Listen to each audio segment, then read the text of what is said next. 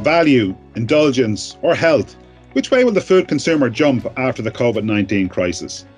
Meet Simon Hague, Kerry's tea, coffee and cocoa category lead for the APMEA region.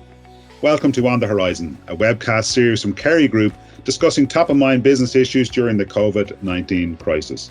I am your host, Damien McLaughlin from University College Dublin. Simon, welcome. Simon, from your interaction with customers, what are the signals about consumers' preferences between value, indulgence and health as we start to move post-COVID-19? So Damien, I think the first thing we need to realise is that consumers are not the same. They're all different. It also depends geographically where you are in the world. I know from Western lifestyle, from being a Brit, that eating healthily is not necessarily the most cost-effective way to live in the UK. Usually fruit and veg is more expensive sometimes than fast food.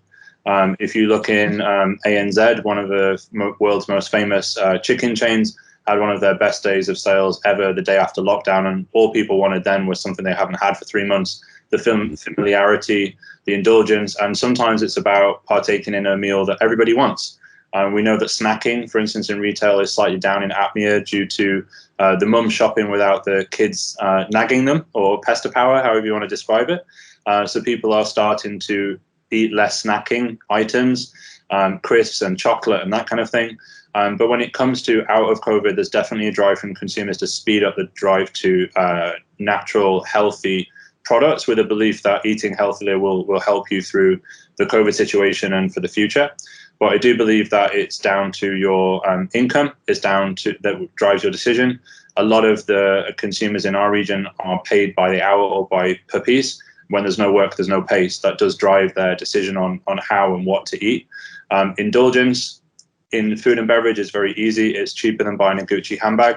So in times when you want to be kind of have something that makes them feel better, it's an easy upgrade to a chocolate milkshake or a frappuccino. So consumers are looking for all three. Health is definitely a growth area, but don't believe that just because of COVID, all customers are eating healthily, because it just simply isn't the case. So is it, I guess the economic recession gives us a value segment for sure.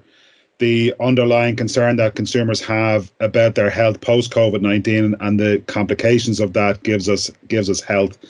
But what does indulgence look like over the next couple of years? Is it a boost because we want to indulge after being away from food service for so long, but dies away by Christmas? Or is indulgence likely to be a significant trend over the next couple of years? I mean, I don't know about yourself, Damien, but I always like a treat. I don't think any consumers are different to me. If you look at the way that people consume beverages, the lines are becoming more blurred. So consumers are definitely crossing the line. You've seen the acquisitions of coffee chains by some of the big bottlers, moving from in-store experience to in-home experience, and the growth of the coffee pods and beverages that are consumed in the home. So there's definitely a drive to consumers mixing boundaries, and that kind of boundary mix means that also customers are looking for other experiences in the home.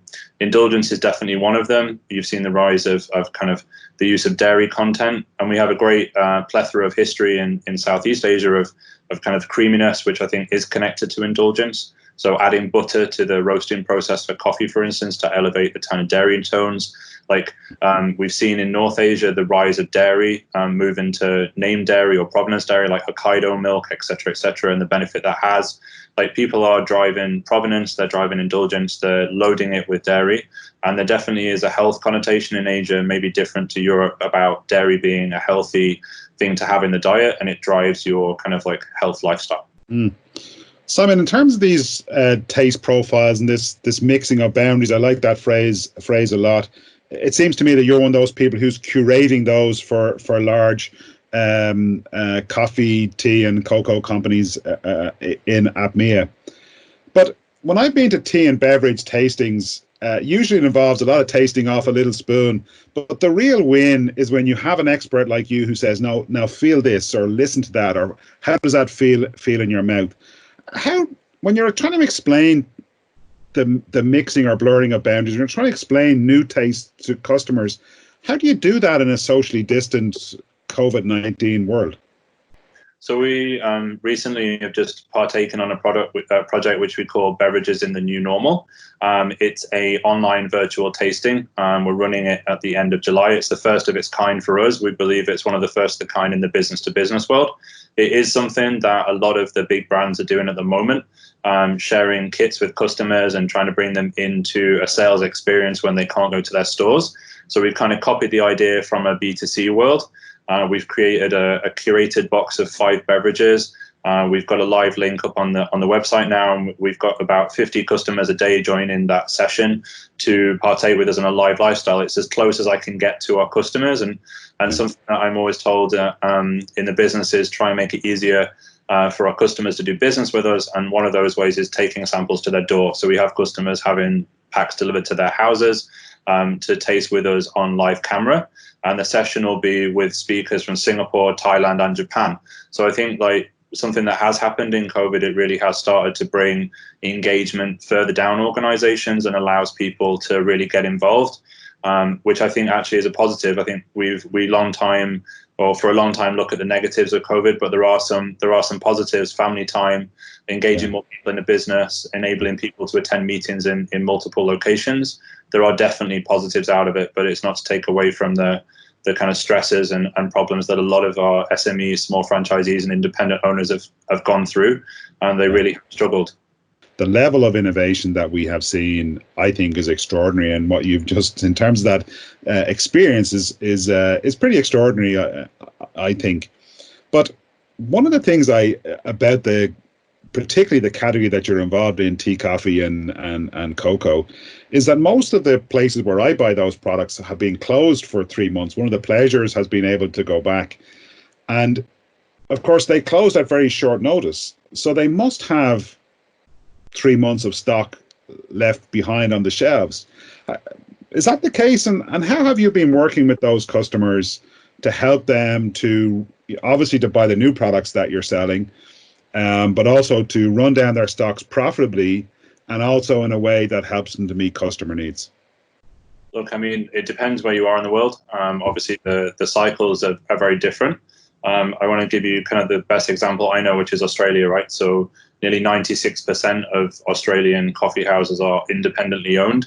And even if you look at some of the big guys' names above the doors, actually, they have small franchisees that have 1 or 2 stores. So actually, they're all SMEs. That process, I think, is replicated pretty much around the world. The UK and the US are probably 2 examples that would be outliers in terms of people that have large numbers of stores or large groups of stores. But ultimately, whether it's a big brand above the door or a local brand above the door, most of them are independent stores, and it has been very hard for them, like not having customers for a few months, not having turnover. In some markets, not even having government support to pay staff, and staff being laid off or being at home with nothing to do.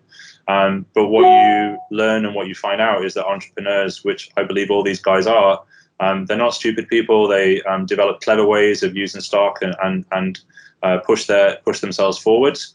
We have customers making kits, the move to online. Like I've been lucky enough to help a few customers to use our online platforms to sell their goods through, to make sure that they had income and were supported. And from a business perspective, this is a partnership. Like we work with customers all across APMEA, and we have to help them through this situation. So, pushing new product and pushing LTOs when the customers are trying to survive, we need to kind of rein it in and think about what to do. So some LTOs are the right thing to do. We've pushed it where it's possible. We've helped people bring in new customers through the door. And where it isn't, we've used stock up. So we're blending flavors, we're blending syrups, we're blending powders and syrups and sauces, stock items. We're reducing menu sizes. We're driving value through the core. We're doing everything that we should do as a partner so that these guys come through it healthily. There is going to be some drop in store count, but if they come through the other side, we've supported them through that and we've acted as a partner. For me, that's long-term business relationships, and that sets them up for success for next year and the following years, and it sets us up for success as well. Yeah, I like how you described that, Simon. I guess the women and men who lead these businesses are very definitely the lifeblood of the recovery that we're all relying on. Simon, thanks so much for your time. I appreciate your time and your expertise.